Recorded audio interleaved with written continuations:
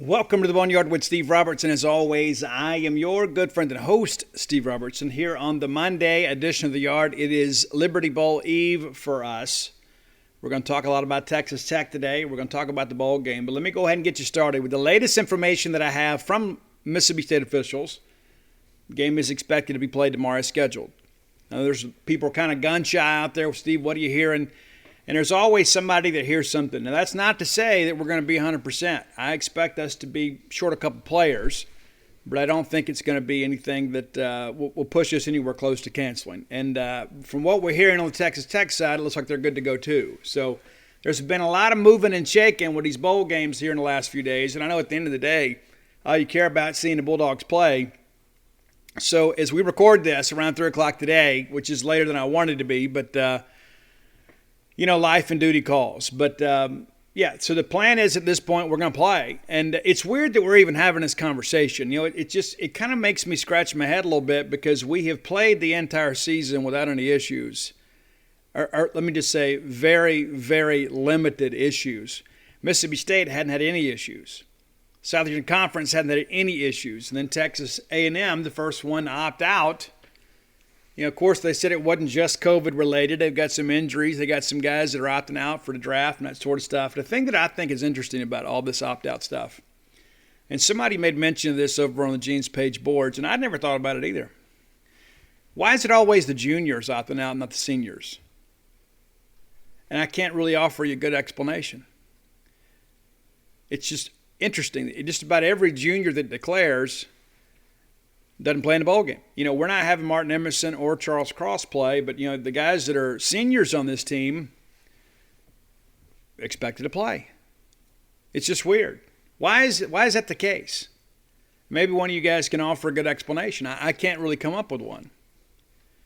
Why do the seniors go play the game and then the juniors can't? And that's not a Mississippi State phenomenon. That's just something we're seeing in college football. And let me tell you this, I get it. I understand it from all sides, and everybody has to make a decision for themselves. But if I was playing college football, I'd play the bowl game. That's me. I don't care if we're in the playoff or not. I don't care if we're going to the Birmingham Bowl, the Liberty Bowl, the Independence Bowl, the Tulip Bowl, whatever. If there's another game being played, I'm going to be out there with my team. Now, granted, my team would probably understand. They may regret the fact that I'm not playing if I chose not to, but I think my teammates would expect me to play. But again, I can't speak for anybody else, but as for me, I would play in the bowl game. I understand every one of these young people, when this whole process started, for most of them is juniors in high school. The dream of one day of having the opportunity to play Division I football was something that perhaps seemed to be maybe elusive.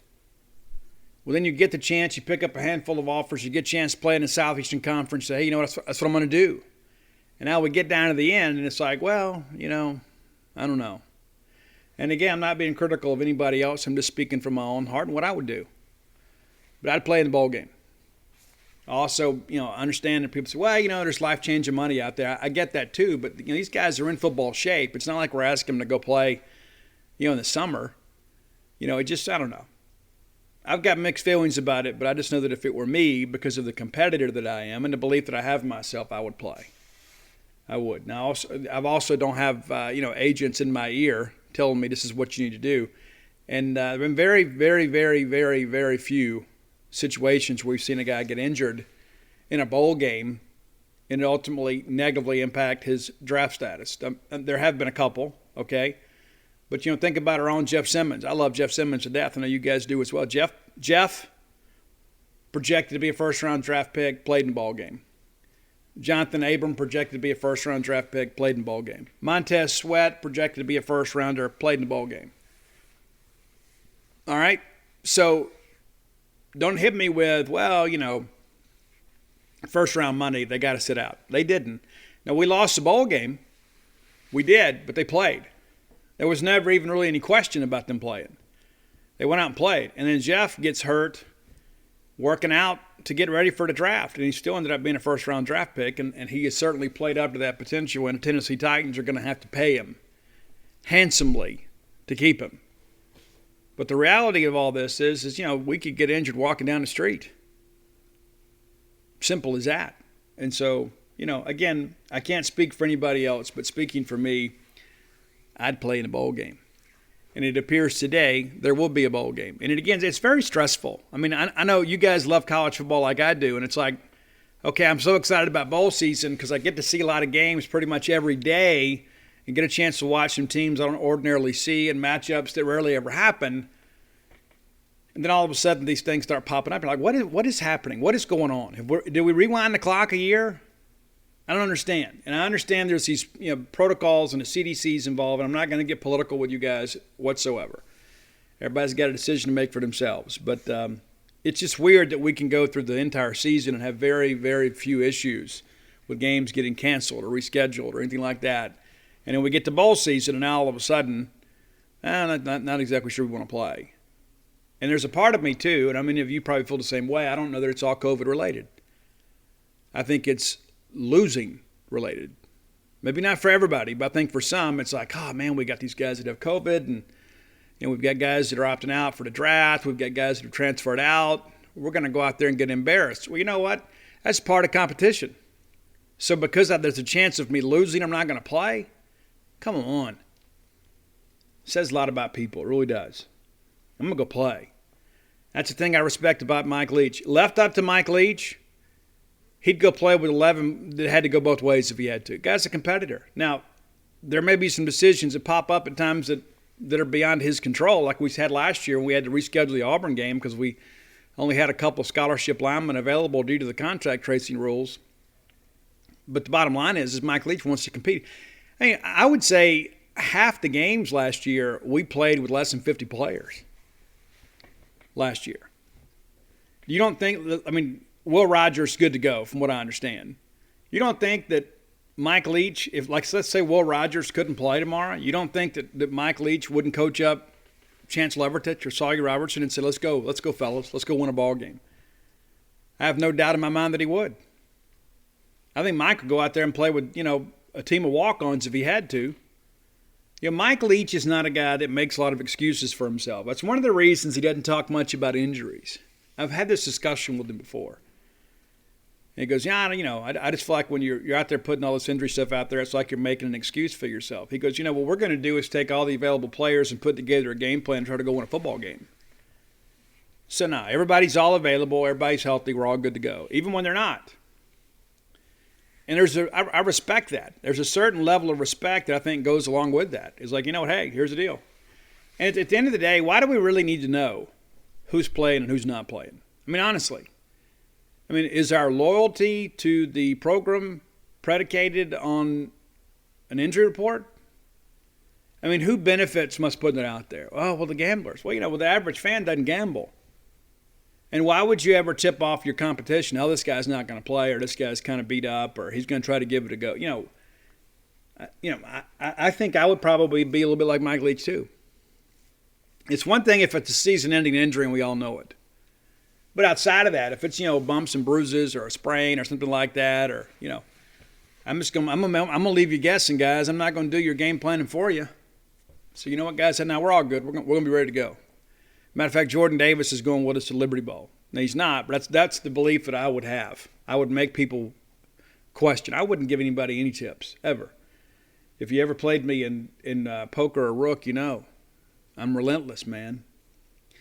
All right, so let's talk a little bit about Texas Tech. Before we do that, let's talk about one of the greatest places to get a restaurant-quality hamburger, and that's Bulldog Burger Company. Got a lot of messages and a lot of pictures over the holiday break. People were in town or perhaps in central Mississippi and out celebrating the holiday season with friends and family. And they went to Bulldog Burger Company. Smart for you guys. A lot of out-of-staters who said, hey, we were in town to go see Grandma. Decided to go out to eat. Say, let's go to Bulldog Burger Company. We had a great time. Of course you did. That's what they do. They specialize in a great time. Whether it be a family night out or perhaps a guys or girls night out. You can go have an adult beverage or you can have a chocolate shake. But you got to have the spring rolls no matter what you eat or drink. Spring rolls make you and everybody around you better looking. It's science. It's true. 3 great locations now to serve you right here on University Drive in Stark Vegas. Gloucester Street there in Tupelo. That's a great looking location too if you hadn't been in there. Maybe you're in that neck of the woods doing some business, swing in there for lunch. And then, of course, the new one, Lake Harbor Drive in the Ridge and Flowwood area. I continue to get a lot of first-timers Said, hey, Steve, we've always wanted to go. Sometimes game day's tough for us, so we tailgate, so we don't really go eat local. But we went and took the kids to Bulldog Burger Company there in Ridgeland and had a great time. Of course you did. Of course you did. Bulldog Burger Company, the place where people go to meet. M-E-A-T. All right, let's unpack the Red Raiders. Now, it's been a challenging year for those guys. They do end up being bowl eligible, but it has not been a great year, shall we say. They got off to a good start, though. They open up with a 38-21 win over Houston, and Houston put together a really good season this year. They nip and tuck their way past Stephen F. Austin 28-22. That may have been a harbinger of things to come. That game actually was played in Lubbock, too. They blast Florida International 54-21, so you're back on track and you're getting ready to play Texas and Austin at 3-0. All right, let's go. And Texas was kind of up and down a little bit then, too, and then the Longhorns get out the strap and tie the Red Raiders to the whipping post. It is a 70-35 loss for Texas Tech. They bounce back the next week. They win in Morgantown 23-20 over West Virginia. The next week, homecoming week, we're going to crown a college beauty to represent the student body. Everybody's going to come home. It's going to be great. And then Texas Tech gets rolled 52-31 by TCU. Rough. They go to Kansas, take care of the Jayhawks 41-14. So you're kind of back on the right side of things, right? Think, okay, well, they lose 4 of the last 5, guys. They lose in Lubbock to Kansas State 25-24. They travel to Norman and get shelled 52-21. They beat Iowa State, which is a bit of a surprise at the time, in Lubbock 41-38. They lose 23-0 on senior day to Oklahoma State. Then they get beat by Baylor, the Big 12 champions, 27-24. So, again, it's kind of a Heckle and Jide. It's a Jekyll and Hyde type deal here. Heckle and Jekyll, whatever you want it to be. It has not been a great year, but it's 6-6. They finished 3-6 in the league. And you notice even some of these non-conference games where we're not necessarily barn burners. 3-3 at home, 2-3 away, and 1-0 on a neutral field. And that was the ball game played. Let's see here. I guess that's the Houston game played at Energy Field rather than on campus there. But not a great year. And of course, they make the coaching change down there. It just hasn't been the same for Texas Tech since Mike Leach left. We have discussed some of this before, too, and I want to bring you guys up to speed just one more time about, familiarity breeds contempt, right? And we deal with it, too. I mean, like, we're probably hypercritical of our own players and coaches of all sports. Whenever anything goes wrong, it's always unacceptable, right? Those are the things that, sometimes we forget what it's like to live life on the other side, So let's run through a couple things here real quick before we kind of unpack the offense. Look at the Red Raiders. Let's just go since Mike Leach was there. You guys are well aware that Mike Leach had a really good stretch there. Really good stretch. So last full season, Mike Leach goes 11-2. His final season, he's fired over that sham with the James gang. Ruffin McNeil finishes up the bowl game, and they win win the Alamo Bowl and end the year 9-4. Okay, so the next year, I guess for the next 3 years, you got Tommy Tuberville, 8-5, 5-7, 8-5. Cliff Kingsbury comes back, a Mike Leach disciple, 8-5, 4-8, 7-6, 5-7, 6-7, 5-7, and then he's done, and then leaves for Arizona Cardinals, and then they're in the playoffs now. Kind of sneaking their way in. Matt Wells, 4-8, 4-6, and then he's 5-3 when they fire him, and then Sonny Cumbie goes 1-3 down the stretch. So it has not been a great run of football since Mike Leach has left. And of course, Leach, consistently a bowl team, and then kind of got it going late there, competing, playing for Big 12 championships. I guess they appeared in the Big 12 championship game back in 2008, and again finished 11-2 that year, 7-1 in the league, and finished ranked 12th in the country. They lose the Cotton Bowl that year, We're still haven't forgiven them for that, right? Because you know who they lost to. You know, without me even saying it. But the reality of it is it has not been a good run of football, and so they're looking to change that now, and we'll see how things progress. But let's take a look at the Red Raider offense, just so you guys can be kind of aware of who's done what. And it has not been, a tremendous year offensively. Again, they've had some games they have really, really struggled in. Other games have been shootouts, and that's kind of Big 12 football as we know it, right? That's just kind of how it works. It is a scoring league, to say the least. If you could ever have somebody out there that could play just a little bit of defense, you're going to win. That's why Oklahoma always has athletes on defense. Them or Texas always seem to find a way. All right, so let's look at some team stats first. They're averaging 30 points a game, giving up 32. We've allowed 385 points on the year. Rushing first downs, 94. Passing, 119. Pretty balanced in that respect. 18 by penalty, 231. They have allowed 143 first downs through the air. Pretty leaky on pass defense. They have run the football for a total of 1,808 yards, averaging just over 150 yards a game. Strength of their defense is the rush defense. It is. But again, they're pretty balanced in that respect. Passing, they threw for 3,092 yards, gave up almost 3,200. 257 plus and 266 against. Allowed at 28 touchdowns through the air. Total offense. Opponents had about 70 more plays per game, 70 more plays on the year per game, if I can ever get it out.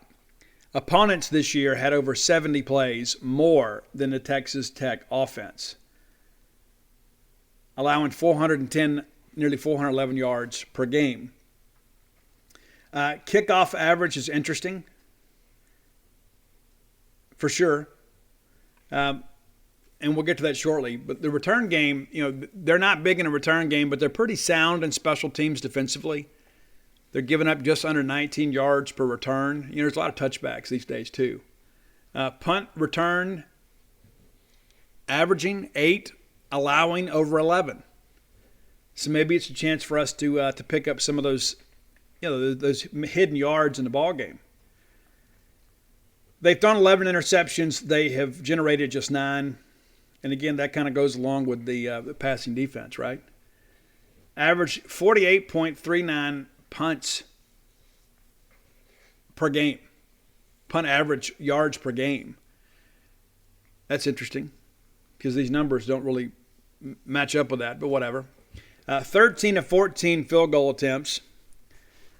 I don't know that it comes down to that. I really don't. Not very egregious penalty-wise, but averaging 44 yards per game and then allowing 52. So pretty much even there, just basically one penalty difference. Time of possession, that's been a real issue for them. Their offense averaging under 30 at 27.42. So you got a team that doesn't control the ball very well going against a team that does. Could be one of these ball games where maybe we can get a lead and then get some extension and shorten the game on them a little bit and kind of make them one-dimensional. Converting 42.96% on third down. They've gone for it 28 times on fourth down, and they get it half the time. Fumbled 14 times and then lost 9 of those. So they are a team that certainly puts it on the ground. Opponents have only fumbled just 8 times and lost just 3 of those. So this is a Tech team really not generating a lot of turnovers. They have allowed 16 sacks, I guess that is. And then red zone scoring pretty good, 40 of 44, but only 31 of 44 when it comes to touchdowns. Defensively, it's a little different for them. But once you get in the red zone, you score on them too, 43 of 48, and 32 of those 48 have been touchdowns. Let's look at some individual numbers here as we kind of get into the offensive stuff. Start with the quarterbacks. It's awfully interesting too because they have played a number of quarterbacks this year. I mean, it has been almost like South Carolina in many respects. So back after fall practice, Junior Tyler Show I guess it could be Shao, depending on what part of the country you're from, was the starter. Started 4 games, and then next thing you know, Henry Colombi, or Colombi, these names are different for me, I apologize. Henry Colombi, maybe, but he has been very mediocre, lacks arm talent, can't really push the ball down the field. They have played Donovan Smith, a redshirt freshman, a good bit, and he started the Baylor game for them. So I suspect that's who we'll see. He's actually got 10 games under his belt this year. 70 completions and 111 attempts and thrown 2 picks with a completion percentage of just over 63%. 929 yards passing, 7 touchdowns with a long of 75, averaging just 92.9 yards per game. Interesting, right? So this is not an explosive offense, especially with a youngster under quarterback, under center. And you got to think that Zach Arnett's had plenty of time to scheme up some other interesting things for a younger quarterback here. I think that's the only thing that makes a lot of sense here, is you go get him. The rushing game, kind of by committee as well. Taj Brooks, the leading rusher with 461 yards, averaging 57 yards per game, 6 touchdowns on the ground. Again, with the name here, Sarah Doric, Thompson. That's a new one for me. I don't know if I've ever known anybody named Sarah Doric. 10 games played for him, 420 yards rushing, 9 on the ground for touchdowns for him, with a long of 24. Xavier White's played in all 12 games this year, ran for 300, 3 rushing touchdowns, averaging 4.7 yards per carry. And so those are your 3 primary running backs. Now, Donovan Smith's a guy that will tuck in and run a little bit too.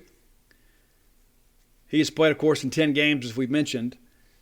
125 yards rushing for him, but just averaging 2.5 yards per carry, 2 rushing touchdowns along with 13, averaging 12.5 yards per game. So he's going to run just enough to kind of keep you honest. So as you guys are well aware, Eric Uzakama, their leading receiver, has opted out of the game. That's 705 yards receiving, 4 touchdowns along with 75. Not going to play. And so that kind of evens some things up, too, with Martin Emerson opting out of the game, too, that you're not going to have their most explosive receiver to defend.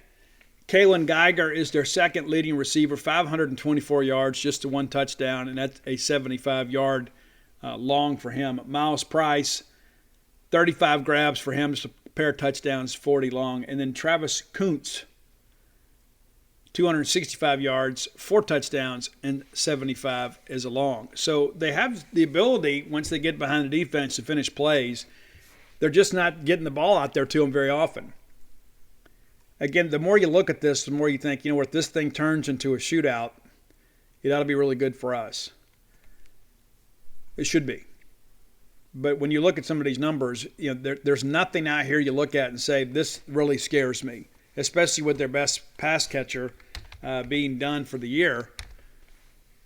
That bodes well for the Bulldogs. And again, you got to go out there and play. That's the thing at the end of the day that we look at is you got to go play the game. It doesn't matter who's playing and who's not if you don't play. We got to go make things happen for ourselves. Now, kind of looking at some of these numbers too, I think it's interesting looking at the, we're at the end of the year, and so everybody's got an equal number of games that have been played. And you can kind of look at this and kind of pretty good idea of where things sit. Mississippi State, 47th in the country in scoring offense, nearly 31 points per game. You heard the numbers earlier. Texas Tech not too far behind. They're 53rd in the country, 53rd, right at 30. So we're basically scoring, about a point more a game. So at the end of the day, it's pretty much the same deal, right? I mean, honestly, I think if we score in the 30s, we're going to win this game, and I think we're going to win it pretty handily. Maybe I'm biased.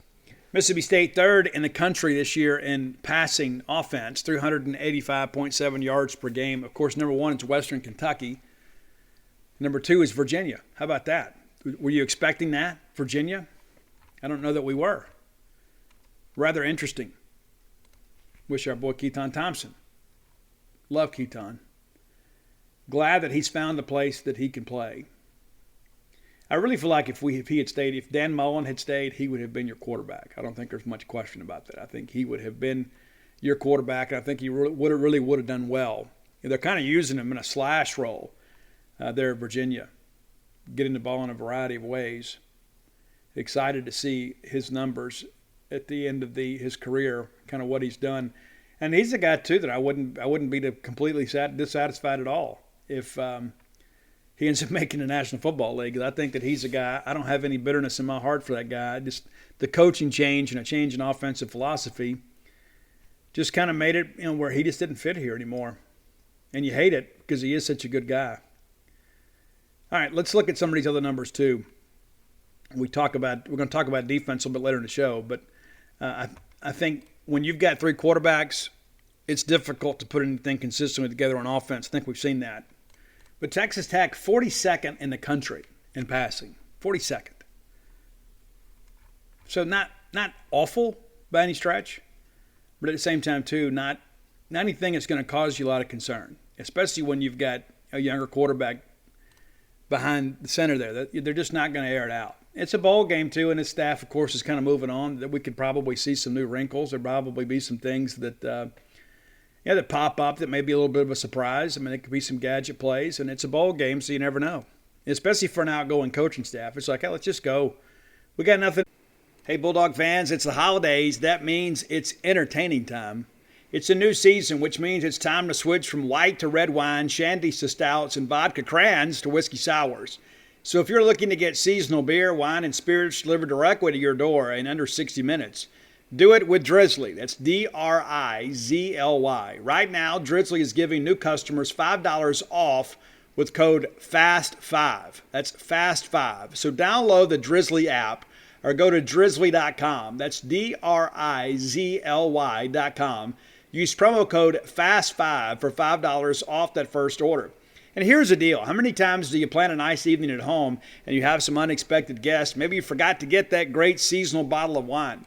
Have that handled through the fine folks at Drizzly. Right now, again, Drizzly's giving $5 off. Use that promo code FAST5. You can use the app.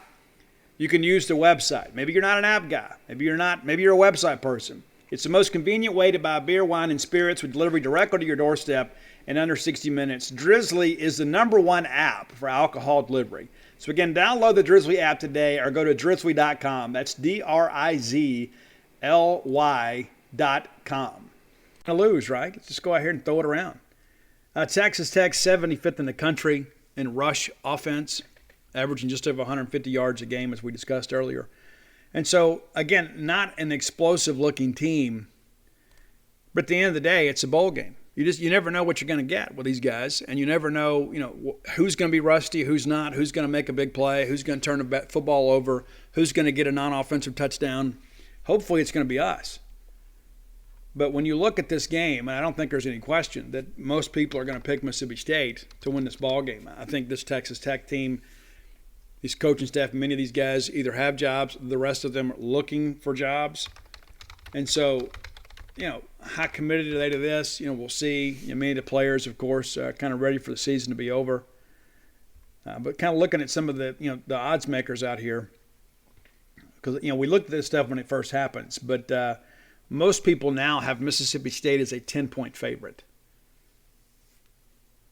I guess it's been pretty stable in that respect, but 10-point favorite. I don't know if you're a gambler or not, but Mississippi State expected to win this game. And again, who knows what's going to happen with these lines when the COVID numbers get out there, because by that time, too, you got to figure like it's time for kickoff. It's too late to make any adjustments in that. So I expect State to win the game. I think State's going to do a good job kind of slowing this offensive system down. And we talk about, we'll have some rust. Well, they will too, but the difference is, I think we've got more of an explosive offense. And if we go down and score early, like if State goes down and scores on the very first possession, I think it's going to be off to the races. I really do. And I think it'll be a partisan crowd there as well.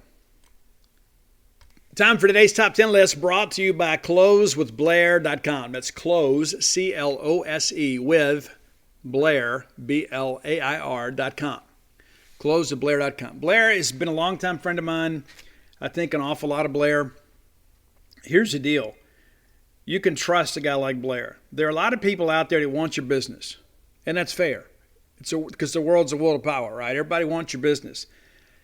But here's the deal. You got to be careful who you're working with, especially when you're dealing with something like a mortgage, something as personal and intimate as a mortgage, where you're going to be putting your financial information into the hands of another person.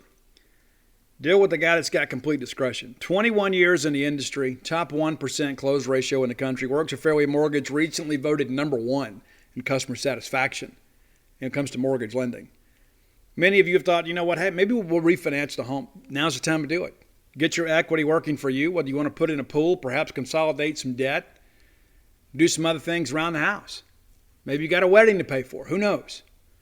Blair can help you come up with solutions. That's the business that he's in, is he is in the solutions business, and just happens to be able to close mortgages in that process. If the dream of home ownership is something that has eluded you, give Blair an opportunity to serve you. I promise you he can come up with a plan to help you get on the road to home ownership. Give him a call today, 601-500-2344. Again, that's 601-500-2344. That's his personal cell number, too. And here's the deal. You text him, you call him, you email him, you send carrier pigeons, whatever. You let him know you heard about him on the Boneyard. He's going to pay for your appraisal. A lot of fees associated with closing a loan. That's some money that you can save. It's about a $500 to $600 value. A great guy doing a great job in a very complicated industry. That's Blair Chandler at closewithblair.com. Now, Blair is a guy, too, that doesn't always listen to great music. And I have, in many respects, kind of become his sponsor when it comes to kind of getting him off some of the jam band stuff. And listen, I'm not going to make him go cold turkey or work a program of abstinence. He can still listen to that. But we've got to work in some guitar every once in a while. And I mean, some whammy bar, some hair, some pyrotechnics, some spandex pants. We've got to work some of that stuff in to kind of balance it out. And so I thought we would do a special show today, not just in honor of Blair, but for a lot of people, especially some of you younger folks that don't fully appreciate, there was not this real seamless transition from the Hollywood strip to grunge. It just didn't work that way. And, the year of 1990 was a year when music was really in transition. And so we had kind of the 80s metal scene that had kind of become bloated. Basically it was one formula, like you release some banger, gets you some airplay, you come back with a power ballad, and then you come back with another banger, and then hopefully by that time you're opening for a major headliner, and then you record your second album. And so there was this cookie-cutter approach to things, and I think people really needed something new. You absolutely had to have something new. And I think record companies realized that, hey, there are, we started with the great Hollywood strip, and there may have been like 50 bands, and everybody was like packing up all their gear, moving to California, trying to make it. Well, then, of course, in the late 80s, early 90s, we had about 10,000 of these bands, and so it got really watered down. But that said, there were some great bands that kind of got washed up in all of that, and in many respects kind of destroyed by grunge. It wasn't their fault. There was just a change in the weather when it came to music. And so there was something new that began to sell. And so record companies kind of abandoned the new blood of the metal scene and opted for, hey, let's all run to Seattle and find some long-haired guy that's depressed and's got a flannel shirt on and see if we can't make some money. And they did. And there were some great bands out of Seattle. Don't get me wrong, one of my favorite bands of all time, Soundgarden, out of Seattle. And people forget it was Guns N' Roses that took them out. A lot of people don't understand the evolution of grunge. They think they do because they went out and bought a shirt at Spencer's Gifts. But no. Mother Love Bone, Screaming Trees, Mudhoney, bands like that, they're the ones that really cultivated that scene. And Soundgarden had already sold about 2 million records before Nirvana had a record deal. So let that one sit and marinate. All right, so here we go. Here are some bands, though. There were good bands that had some good stuff that kind of got washed away, and maybe you didn't know about these bands. And so I'm going to throw out a few honorable mentions today because this is kind of right up my alley here. But this is a great list. And many of you have probably heard these songs, and maybe you hadn't heard them in 20, 30 years, right? And so you're like, oh, I remember that. That was a great song. Well, here we go. So let's throw out some honorable mentions to the band Warrior Soul. I love those guys a lot. Probably my favorite track from them is a song called Love Destruction. They had a couple of great albums. Last Decade, Dead Century was a really good one. There's a song called Here's to the Losers. I love that song too. That one's about people, kind of like me. There are people that, kind of struggle to kind of get things going, people that are involved in chemical dependency. And so it's kind of like, I just kind of enjoy our diversity and the beauty in being different.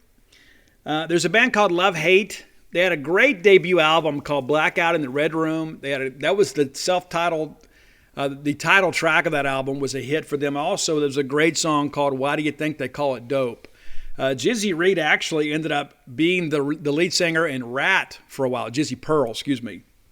When Stephen Pearcy left Rat, I had a chance to see those guys. They were touring with Warrant and Bar 7, which was the spinoff of Tesla with Jeff and Tommy for a while. But those guys were good. But Love Hate is where Jizzy kind of got his start. Now, this band here, these next two, you can't find them on Apple Music.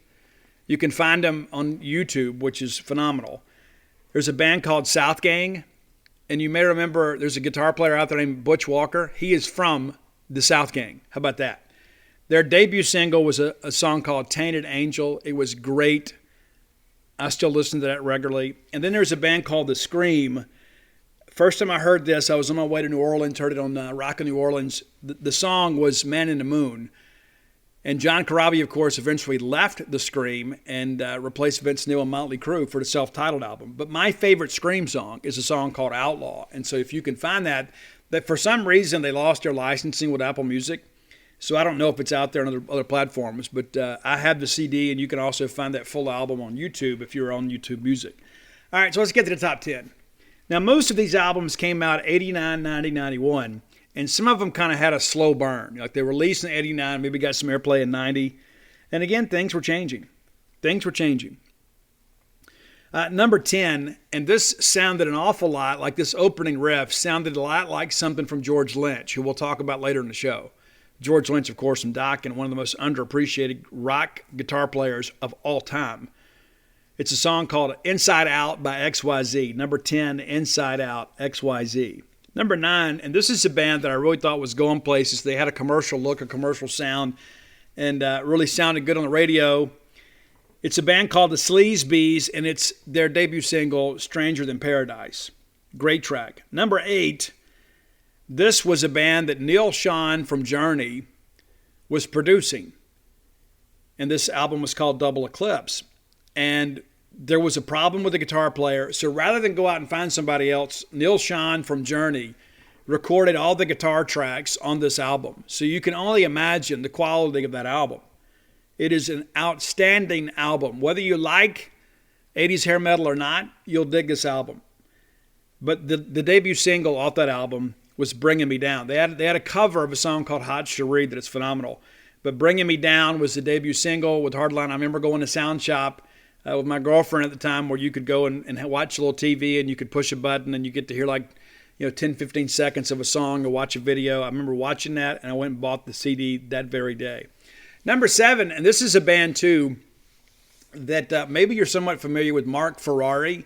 I guess Mark played guitar for Keel for a while, and then set out on his own, was going to call the band Ferrari.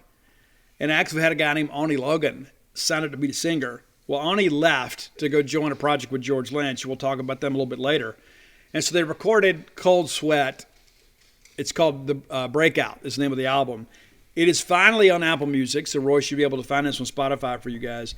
The production value of the album, really not that great. Now, we talked about The Scream. Bob Rock produced that album. It was phenomenal. It still holds up.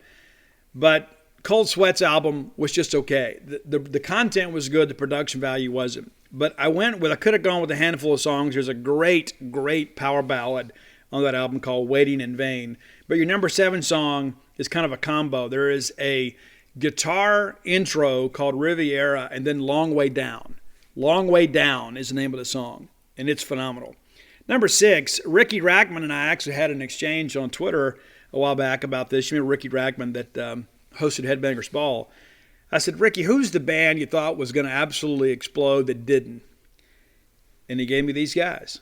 And he's right. I remember they're kind of a one-hit wonder. They're still playing today, but it's a song, your number 6 song is 7 O'Clock by the Choir Boys. They used to be called the London Choir Boys. Now they're just called the Choir Boys. I guess over time we just got a little bit lazy.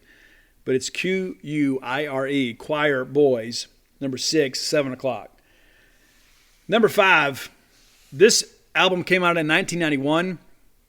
This is one of the best songs that kind of got washed away in the transfer of the music industry.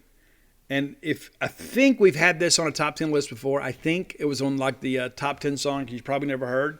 But it's Forever Young by Takedo. Forever Young by Takedo. Love the guitar, love the vocals. And I love all these songs. But once we get into the top 5, these are songs that I listen to regularly, even to this day. Even though these albums are 30 years old, I still listen to these tracks. Number 4, it's a band called Thunder. The track is Dirty Love, which is kind of a playful breakup song. Probably their best song. It's a song called Love Walks In. But I kind of didn't want to do power ballads on this list. But Dirty Love is a banger. It's got a great opening riff to it. It's a very singable song. It's kind of funny. There's a lot of tongue in cheek in it. I think you'll dig it. Again, Dirty Love by Thunder is number 4. Number 3, we mentioned the Sound Shop video board where you could go get the sample. This is another one of those albums that I bought. The album cover looked great. I said, well, that's kind of intriguing. Let's hear what they sound like. I pushed the button, and then boom. The band Asphalt Ballet is your number 3 band. The song is Soul Survive. And there are sometimes I'll listen to that song when I'm driving on repeat. It's just one of those songs. There's some songs you connect with. That's one of them for me. Number 2, one of my favorite albums of all time. And I really believe had there not been this change in music, this album, even though it sold a ton, would have been probably on the same level of maybe some of the mid-'80s Rat stuff and some of the Motley stuff. I think because the record company didn't really push it because of the change in the commitment to grunge. But the album is called Wicked Sensation by Lynch Mob. And that is Ani Logan leaves Ferrari, which became Cold Sweat, to be the singer for George Lynch and Lynch Mob, which was basically Dokken with a new singer.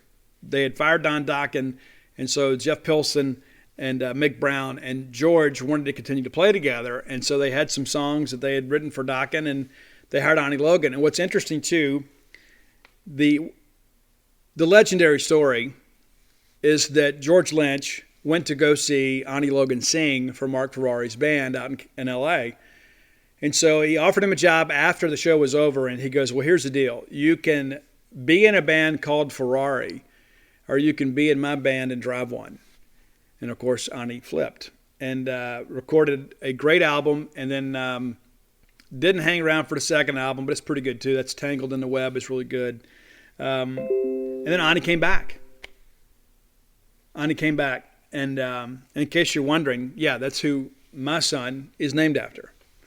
Even though their Ani pronounces it more with a longer O, I guess. Oni Logan. But there you go. Number 1, though, and this is a band, this is one of the great travesties in the music industry. And it is such a cutthroat business, right? So there was this band out of L.A. They were really starting to make a lot of noise. And like if you read like Hit Parader magazine and Circus and all these bands that were kind of popping up out there. Heaven's Edge was a band that people were excited about. Odin, Sweet F.A. There were a lot of bands out there that were really cutting up. But the band that was supposed to be the next big thing, and they absolutely had the talent to pull it off. They had the sound. And to be honest with you, one of the biggest differences in this band and a lot of their contemporaries is these guys could really play guitar. There are a lot of people like the C.C. DeVilles of the world that could put together some 2 and 3 chord progressions, and because they look good in makeup, a lot of people go buy the record. Well, these guys had the image, but they also had the chops, and it's a band called Wildside, and they just recently re-released the album Under the Influence. It's remastered, and it is phenomenal. If you're looking for something cool to listen to when you're out on the road, maybe I need a new band, let me try something different. What's the name of that band Steve was talking about? It's Wildside. The album is Under the Influence, and I could have gone a number of directions here. Their big hit was a song called Hang On Lucy. But the best song on that album is called Lad in Sin. Lad in Sin. Not Aladdin. It's Lad in Sin by Wildside. This band was absolutely tearing up the West Coast, the Sunset Strip.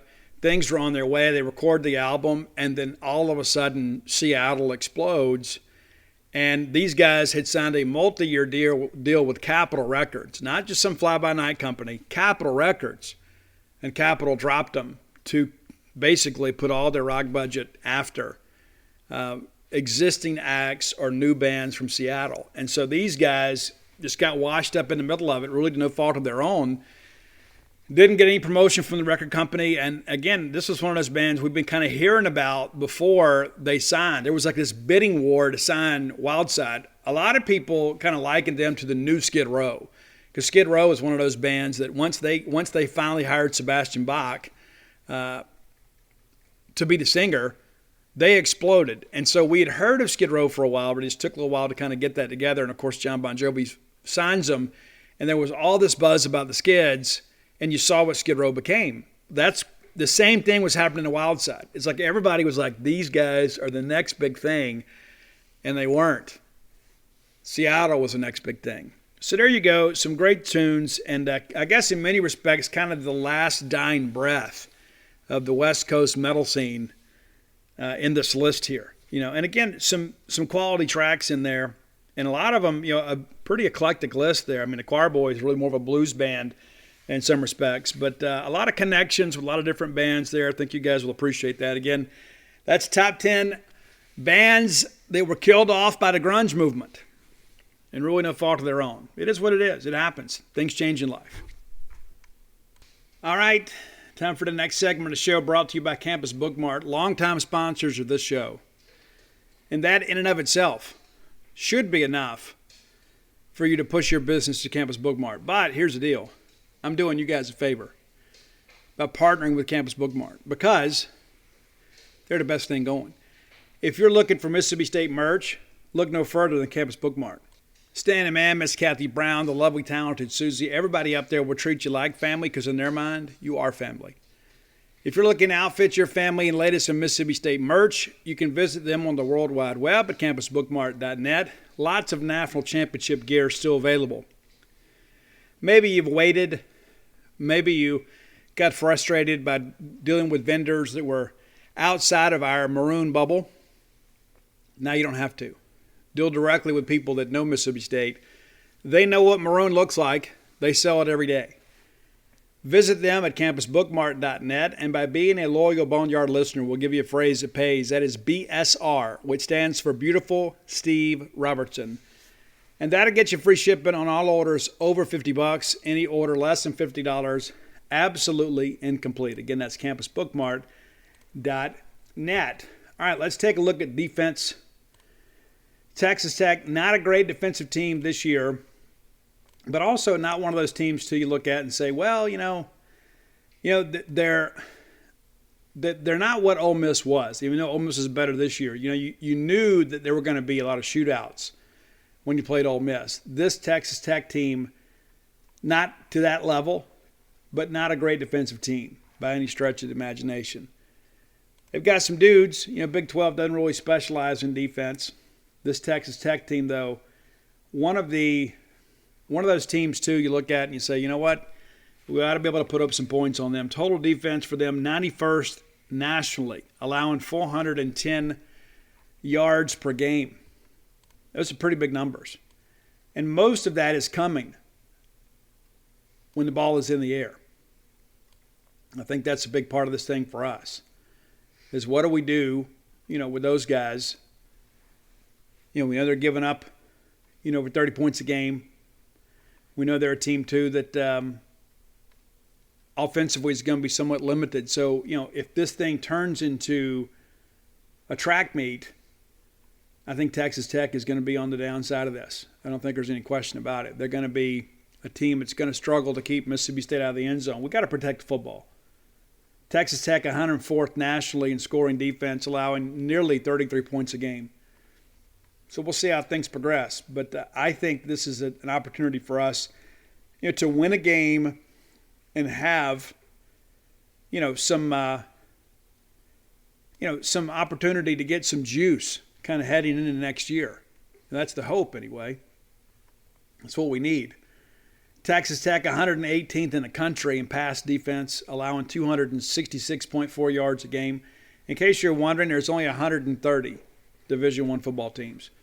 So only 12 teams in the country worse against the pass than Texas Tech. And just so you guys are curious about this, the only team that Mississippi State has played worse than Texas Tech in pass defense, Louisiana Tech. That's it. Vanderbilt 114th. So those are games we scored a lot of points. Those are teams, games, of course, when we didn't turn the football over, we did pretty much what we wanted to do. And I think that's what you're going to see from Mississippi State tomorrow. I think it's pretty safe to say that, again, this is more about what we do rather than what they do. They're not going to be a team, I think, that is, is very good at keeping us back. Mississippi State 10th in the country in rush defense, allowing just over 100 yards per game. And I think that limits the Texas Tech offense considerably. I think we can make them one-dimensional. And, of course, if we can stretch it out a little bit, that's good for us too. I mentioned earlier that the Texas Tech passing defense was atrocious, about middle of the pack for rush defense, 143.7 yards per game, 53rd in the country in rush defense. Well, that's not really what we do. We're going to line up and make you defend the entire expanse of the football field. So here is how they'll plan to do it. Colin Schooler is your leading tackler. 97 tackles on the year. Just the one sack, though, an interception, 5 pass breakups, and 10 quarterback hurries, 1 fumble recovery, 3 forced fumbles. Number 17, Colin Schooler. Number 11, Eric Monroe. 80 tackles on the year for him, 3.5 for a loss, 3 breakups, 1 pick, 1 quarterback hurry, and a forced fumble. This is not a team that you look at and say, hey, we've got to account for this guy. They don't have like a Sam Williams caliber type player that like Ole Miss does. A guy that they move around that can bring the pass rush. They just don't have, that one guy you look at and say, okay, this is a guy that can wreck a game for us. Probably their best pass rusher is Tyree Wilson. Just 34 tackles on the year, but 11.5 of those are for loss. And he also leads the team with 5 sacks and also has 4 quarterback hurries. Not a big TFL team. Tony Bradford, big number 97 defensive lineman, 31 tackles for him, 7 TFLs for him, and 2.5 sacks. So they are generating some pressure, mainly with their front. So will they be a little more exotic against us? That's the thing you just don't really know. Jaylen Hutchings, another guy too, 39 tackles on the year, big number 95, 2.5 sacks on the year, 3 quarterback hurries. So a lot of this is going to basically boil down to our ability to get out in the pass pattern, protect a little bit, and considering that we're not playing with our best offensive lineman in Charles Cross, maybe this is a good matchup for us in that respect. One of the guys to really watch in the defensive secondary is Dadrian Taylor Demerson. 58 total tackles for him, 3 picks, 7 pass breakups.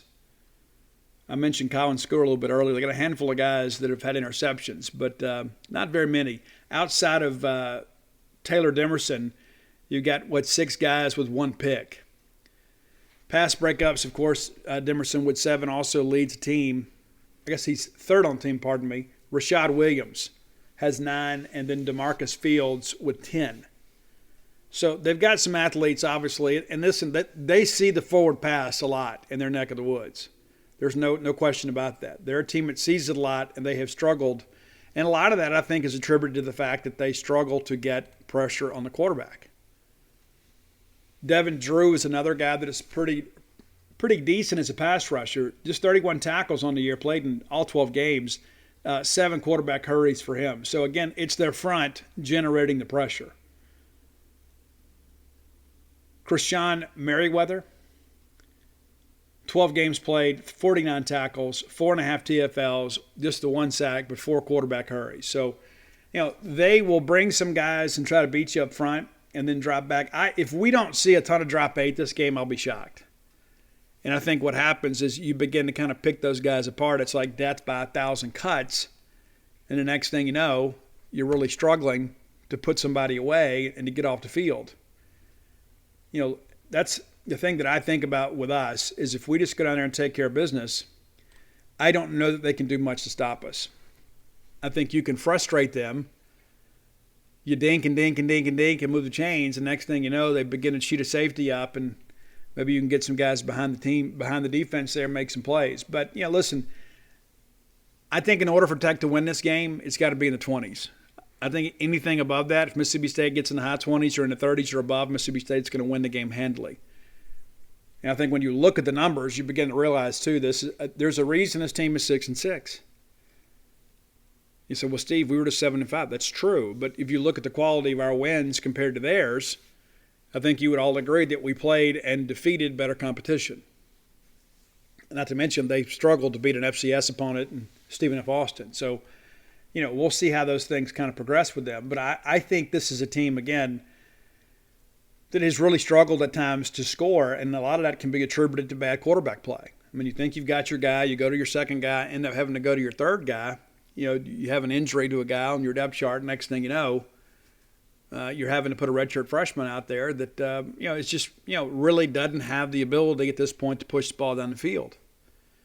How do we compare without Martin Emerson? I think the Cameron Richardson's a guy that proved against Kentucky that he's capable of getting out there and play. Not to mention, rather than seeing somebody's best receiver, kind of them scheming us up and getting their guy against an inexperienced guy, with their guy opting out, we're going to be defending the bottom half of the depth chart more times than not. The thing that I think about, too, with these 6-6 teams that really struggle to get off the field is later in ball games, after they have spent a quarter, 2.5 quarters or so chasing our receivers, how deep do we get into their bench? Does that open up some opportunities for us to kind of put a game away late? And again, I think State's going to win this game handily. I think State will have the lead at the half, maybe even by 2 scores, and then I think in the third quarter we really put some things away. I just don't see a way we're losing this ball game unless we give the game away. I think it's as simple as that. I think that's one of those things when you look at these two teams on paper, it's not a good matchup for Texas Tech. They want to run the football a little bit. They're not going to be able to run it against us. And with a young quarterback, they're going to come out, try to establish that, probably script the first dozen plays or so just to kind of get him comfortable, probably have some shorter kind of a controlled passing thing, simplify the reads, probably do some play action, boot off the right side, do some high-low action, try to get him in a rhythm. That's why I think it's so important to get them behind the chains. And they're going to try to win on first down, try to get the running game going. You put them in a second 12, third and 12, then you can kind of pin your ears back and go get him and perhaps force this guy into a mistake. I won't be the least bit surprised if Mississippi State scores a defensive touchdown. I think Emmanuel Forbes is a guy that has just kind of been itching to break out, even though he's had a good year. He still hadn't had that defining game this year that kind of puts an exclamation point on his sophomore season. This could be it. It really could be, because I think if we get some separation in the game, get them out of their game plan, force them to be one-dimensional, the more times they throw it, the better chance there is of us catching it. And I think that's exactly what's going to happen. I like the matchup, and there's also, this whole thing with Mike Leach. Even today he mentions, about the money that he's owed. And that's still something that he plans to pursue and still has a legal team after it and thinks that people acted poorly. Apologize about that. Had another delivery. The reality of it is that Mike Leach has done his best in many respects this year to always kind of make the game about the team. He has said some things in the media that have kind of directed some of the attention towards him. And so we'll see how that goes. I think an angry Mike Leach is probably a good thing for Mississippi State. You and I both know if Mike Leach can get 70 in this game, they're going to get 70 in this game. If Mike Leach can get a big blowout of Texas Tech, he's going to get a big blowout of Texas Tech. Maybe the last kiss goodnight in many respects between he and the Red Raider administration. But also, too, I think Mike understands how important this game is You finish with a win, makes you 8-5, gives you some juice. You probably rank in the top 25 because you're bringing the majority of the team back next year. Which leads me to another topic before we get ready to move on.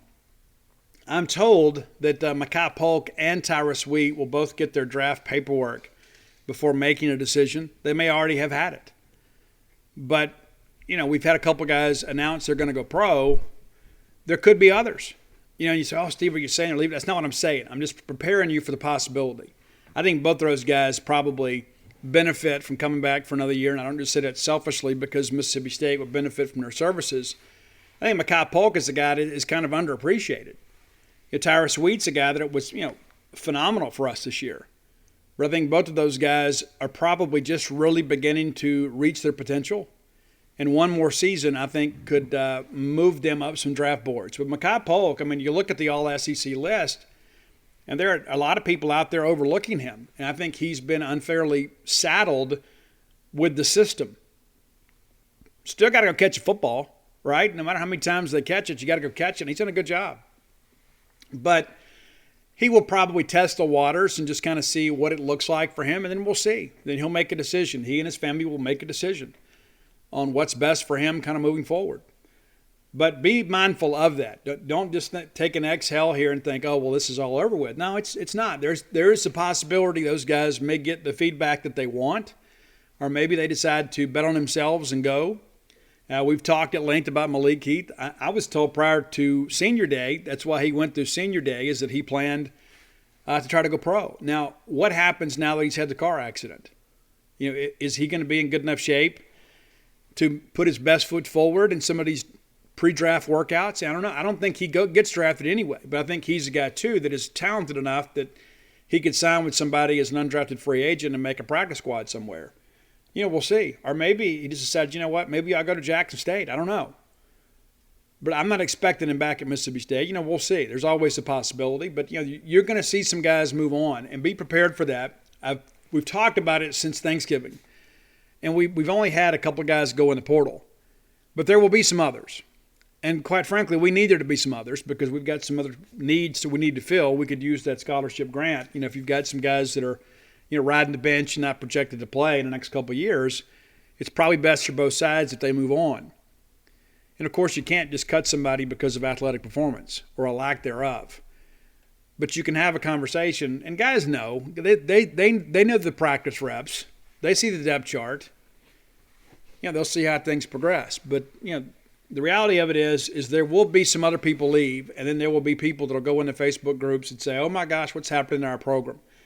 Nothing is happening to our program. College football and the NCAA transfer portal is happening to our program. And you heard Mike Leach earlier today make mention of, is the transfer portal a good thing? Well, why don't you go ask all those guys that went in the portal and then didn't have anywhere to go to school? So what happens to those players? They just sit there in purgatory? Who's going to pay for their education? What if these guys were 2 years in, maybe 3 years in, maybe a year and a half away from earning a college degree? What are they going to do? And so now if you're going to finish your college degree, you got to go get loans, or you got to get financial aid, or you got to get scholarships outside of athletics. And so it's not always a great thing, but it is the life in which we lead now, and there probably needs to be some adjustments to the transfer portal. And I don't have all the answers for that right now. But there are a lot of people thinking, hey, look at what Joe Burrow did. Joe was a guy buried on the depth chart at Ohio State. He goes to LSU, wins a Heisman Trophy and an NFL championship, becomes first-round draft pick. That'll be me. But chances are that's not going to be you. Chances are you're going to be one of those guys that goes in the portal, and all of a sudden you find out that Alabama and Auburn and LSU and Notre Dame aren't really interested in you. And so then you're stuck having to decide, between schools that perhaps that you felt that you were better than. There are a lot of people, that's what they think. We just saw, Tyrese Chambers. He was a guy that we expected to transfer from Florida International to Mississippi State. Now he's decided, I'm going to stick here at FIU. I'm going to just make the most of this situation. Now, he had somewhere to go. And Mississippi State needs a transfer receiver or two. But now that he's elected to stay at FIU, you go back to the drawing board and try to find somebody else. And there will be the portal is going to fill up again here after these bowl games. And so within the next week to 10 days, business is going to pick up in the transfer market in a major way. Mississippi State, I don't think goes back to school until the 15th. Dead period runs through the 13th.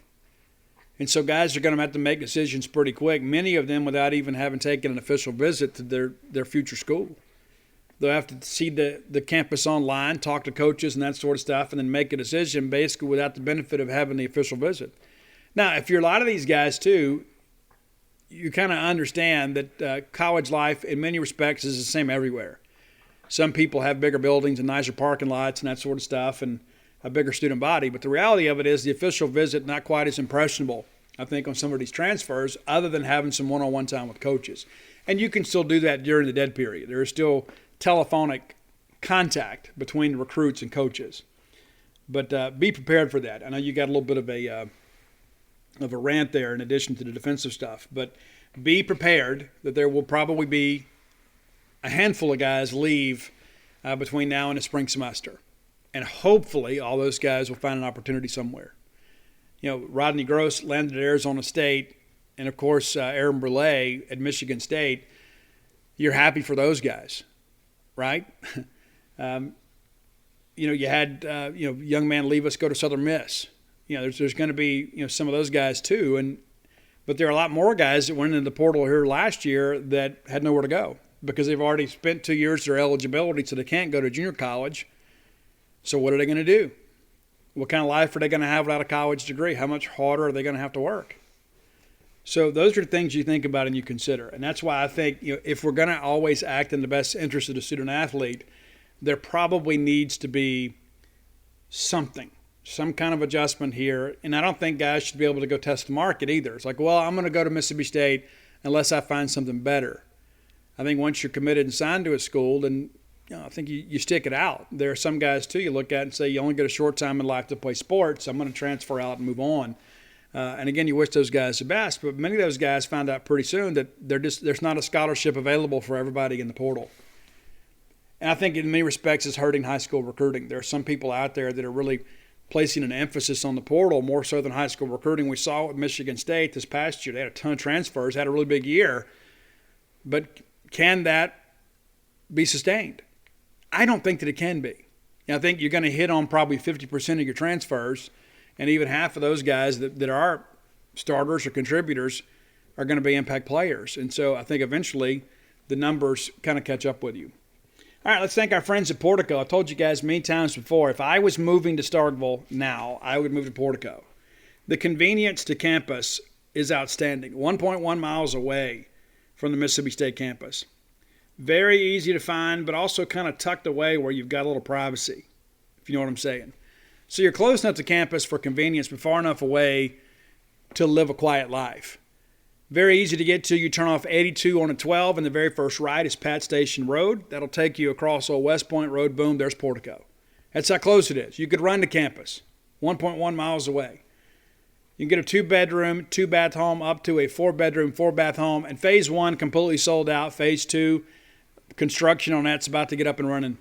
So maybe you're not ready to move now. Maybe you're looking to move after the school year. Maybe you're thinking, hey, we want to make a move this summer, and our kids can start going to Starkville Academy or Starkville High School or Starkville Christian, but we don't want to move in the school year. Well, this may be your opportunity because this is going to sell out pretty quickly. That's Portico. Call our friend Brooks Bryan. He's my friend. He's your friend. He's a friend of Mississippi State, former Diamond Dog, Brooks Bryan. Phone number is 601-416-8075. Again, that's 601-416-8075. Make Portico your next move. All right, I want to wind up a show giving you guys an update on Dogpile. I had hundreds of messages in the last few weeks, and I would say 99% of people were very nice and understanding.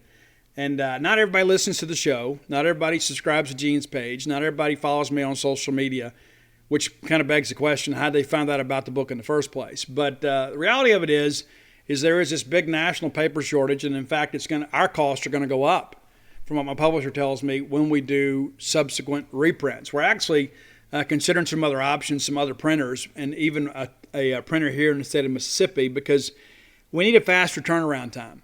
Because we know this book is going to sell well. We've already sold thousands of books already, and we suspect probably within the first 30 days of this thing being on the market, it's going to exhaust the inventory. And so they're going to have to turn this thing around pretty quick. And so we don't want to be in a situation where the book is released and all of a sudden we sell out of books and then people have to wait a month or more to get new inventory. And, that just leads to more frustration. It's my name on the book, and that's one of the things that I brought up when all this talk about potential delays came along, is that I'll be the guy having to handle all this. And you guys have been very patient, and I know many people sent me pictures of their IOU that they unwrapped on Christmas Day. I apologize for that. I did everything that I knew to do. The reality of it is there's sometimes they're just kind of beyond my control. I got done writing August 26th. That's 4 months ago. 4 months ago, I got done writing. Ordinarily, we have books in 6 to 8 weeks, sometimes 10 weeks. Guys, we're 4 months. The good news is we're about 4 weeks away now from release. That's what they told me today, that the estimated ship date from the printer to the publisher has a January date on it. It's late January, and then here's what will happen. It'll get to the publisher, and then the publisher will then receive that inventory in, and then I will go and sign books, thousands of books, until we're completely done with all of the pre-orders and the personalizations. That's going to be taken care of first. And then we'll sign stock for all the bookstores, and that'll be taken care of second. And while all that's being taken care of, your books will be packaged and mailed out. And so it is very frustrating for me because I am a very task-oriented person, and I expect other people to be. But this is a situation where I did my part, my agent did his part, the publisher did their part, the editors did their part, the layout people did their part, and then we find out that there is a national paper shortage. And supposedly it all boils down to, like, Michigan is one of the biggest paper suppliers in the Midwest, and that's where the book's being printed. And so many of these people that work in that industry are able to basically make almost the same amount of money, do unemployment benefits, as they would getting out and hauling pulpwood. And so as a result, there's a lot of trees that are still standing that ordinarily wouldn't be. They would be getting, cut down and processed and turned into books and paper and things like that for you guys. Well, that's just not happening at the rate that it once was. And that's why it's so important we got to get America back to work, because we're having these supply chain issues. And it's like, you don't think it's real until it happens to you. I see pictures all over across the country, and it's like, well, usually, before a big holiday weekend, you look at those shelves, and of course they sell all the hot dog buns, right? And people were taking pictures. There's nothing to eat here. Well, you don't think it's real. I didn't, I was like, I can take a picture anytime. Maybe that was taken during the quarantine. Who knows? But the reality of it is that's what's happened. And it slowed everything down. So when it all gets down to it, instead of taking 6 to 8 weeks, it's going to take 5 months. 5 months from the time that I finished writing the book until it's printed. So again, we're looking for other options for the next few reprints, because there will be additional printings of this book, and maybe with a different printer. And so hopefully we can leverage that to get this stuff handled. But it's like when they first mentioned to me that it wasn't going to, so it's like, let me back up a second. So they told me the thinking is if we get the book finished by September 15th, that would give us 2.5 months to have in time for Christmas. Now, based on our recent experiences over the last 4 years, we figured that gave us plenty of room to work. And then it's like, okay, well, maybe it'll be late November, maybe early December, and we still felt like we'd be okay.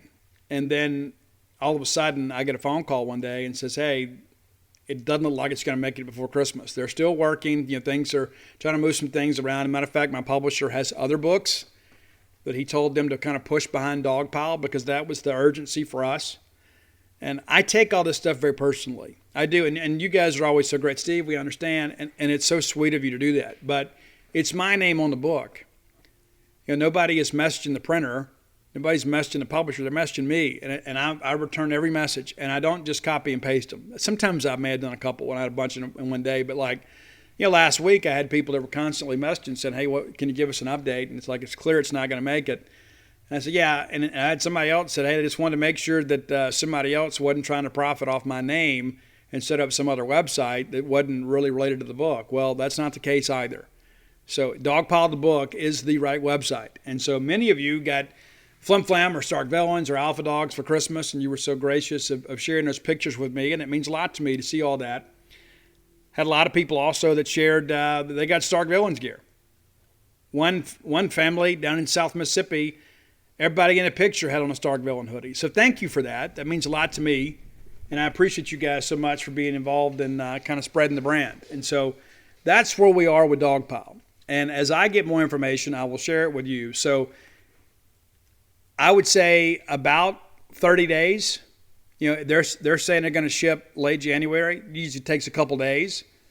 And then it'll take me a couple days to sign all those books. And that's all that I'll do. I'll disappear from Gene's page for a couple days. And we'll sign all those books, and we'll get them in the mail to you. And then, it's being shipped media, so that'll take a couple days too. And so I would suspect if you have pre-ordered Dogpile, you're going to get it around the 1st of February, somewhere the first few days of February. That's when it should be in your mailbox. And that's a long way from August 26th, and that's a long way from us winning the National Championship back in July. But at the end of the day, I did the best that I could do. And if that's not enough for some people, all I can do is apologize. But there are things that are kind of beyond my control, and I'm doing my best to kind of navigate this as best we can. Because again, once I delivered the final manuscript, then I'm done. Like I'm not involved in the layout of the book. I'm not involved with the printing. Not involved with publication. I'm just the writer. And sometimes I think people, they see things on social media and think, oh, well, Steve's just got all these books in his garage, and that's just not the case.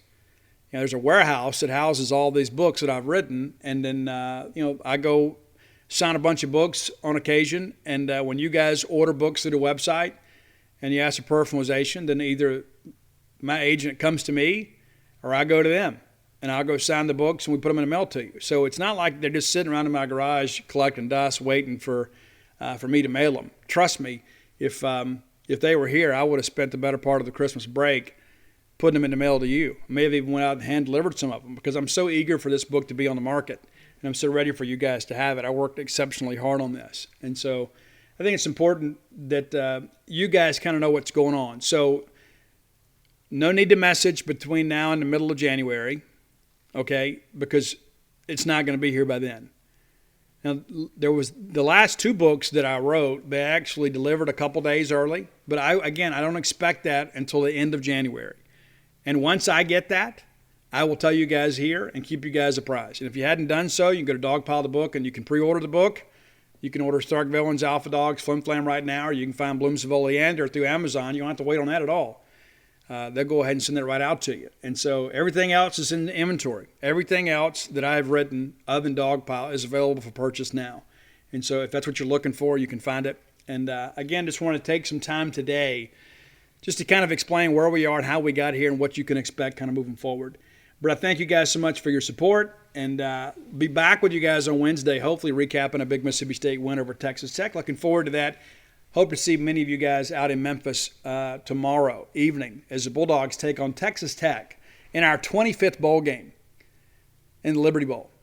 Until next time, let's all live our lives in a way we make more friends than enemies, and people can see a difference in the way we live.